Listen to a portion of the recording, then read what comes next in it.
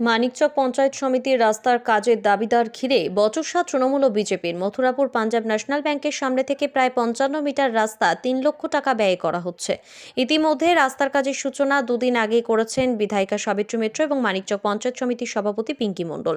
মঙ্গলবার শুরু হয় ঢালাইয়ের কাজ, আর এই কাজ শুরু হতে একত্রিতভাবে জমা হন মানিকচক পঞ্চায়েত সমিতির বিজেপির বিরোধী দলনেতা উজ্জ্বল মণ্ডল সহ বিজেপি নেতৃত্ব এবং মথুরাপুর অঞ্চল তৃণমূল সভাপতি তথা মানিকচক পঞ্চায়েত সমিতির সভাপতির স্বামী অপু মণ্ডল ও তৃণমূল কর্মীরা।